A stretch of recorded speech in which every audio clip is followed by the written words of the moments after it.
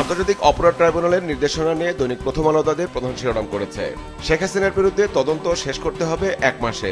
আন্তর্জাতিক অপরাধ ট্রাইব্যুনাল জুলাই আগস্টে সংঘটিত মানবতাবিরোধী অপরাধের মামলায় বিগত আওয়ামী লীগ সরকারের 9 মন্ত্রী 2 উপদেষ্টা সহ 13 জনকে ট্রাইব্যুনালে হাজির করা হয়। সরকারের 100 দিন নিয়ে পত্রিকাটির ধারাবাহিক প্রতিবেদনের আজ দেওয়া হয়েছে বাজার পরিস্থিতির খবর, যার শিরোনাম করা হয়েছে দ্রব্যমূল্য নিয়ন্ত্রণের চেষ্টা আছে, সফলতা কম, স্বস্তি আসেনি। টিআইবির ট্রান্সপারেন্সি ইন্টারন্যাশনাল সংবাদ সম্মেলন নিয়ে রিপোর্টে শিরোনাম করা হয়েছে রাষ্ট্র সংস্কারের পথনকশা প্রয়োজন, রাজনৈতিক দলেও সংস্কার জরুরি। প্রেস উইংয়ে সংবাদ সম্মেলন নিয়ে পত্রিকাটির রিপোর্টে শিরোনাম করা হয়েছে প্রেস উইংয়ে সংবাদ সম্মেলন, যাদের সম্পৃক্ততা নেই মামলা থেকে নাম বাদ দেওয়ার নির্দেশ।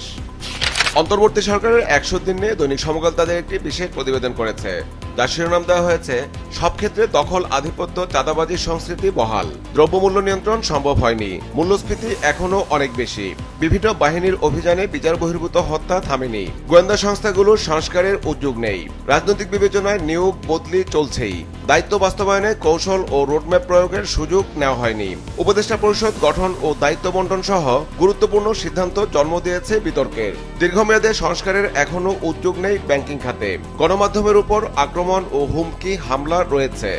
গত রোববার প্রধান উপদেষ্টার দেয়া ভাষণের প্রতিক্রিয়া নিয়ে পত্রিকাটির রিপোর্টে শিরোনাম করা হয়েছে বিএনপির অগ্রাধিকার নির্বাচন, জামাত চায় সংস্কার। প্রধান উপদেষ্টার ভাষণ, ভোটের রোডম্যাপ না পেয়ে একটু আহত বিএনপি, সংস্কারের সময়সূচিতে আশাবাদ জামাত। আন্তর্জাতিক অপরাধ ট্রাইব্যুনালের নির্দেশনা নিয়ে পত্রিকাটির রিপোর্টে শিরোনাম করা হয়েছে হাসিনার বিরুদ্ধে তদন্ত 1 মাসে শেষ করার নির্দেশ।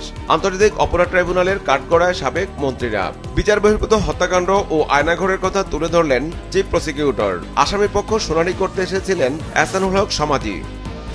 আন্তর্জাতিক অপরাধ ট্রাইব্যুনাল ইস্যুতে দৈনিক যুগান্তরও তাদের প্রধান শিরোনাম করেছে শেখ হাসিনার মামলা প্রসঙ্গে ট্রাইব্যুনাল 1 মাসে তদন্ত শেষের নির্দেশ।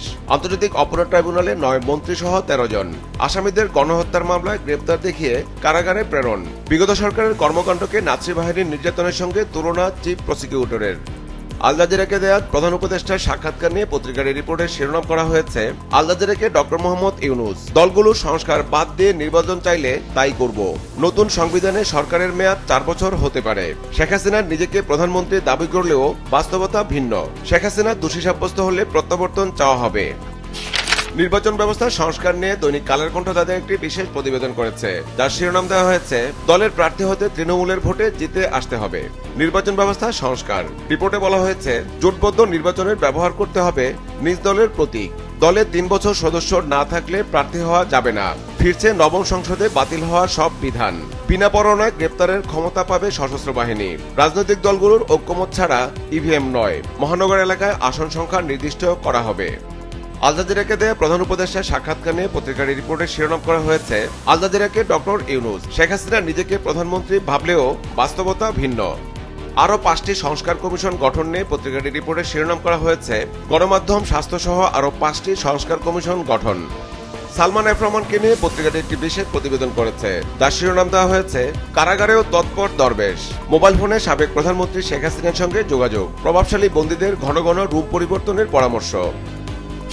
আগামী জাতীয় নির্বাচনে বিএনপির অবস্থান তুলে ধরে দৈনিক বাংলাদেশ প্রতিদিন তাদের একটি বিশেষ প্রতিবেদন করেছে, অবিলম্বে রোডম্যাপ চায় বিএনপি, বিভাগীয় সমাবেশ করে চাপ সৃষ্টির পরিকল্পনা, 31 দফা নতুন করে সাজানোর সিদ্ধান্ত।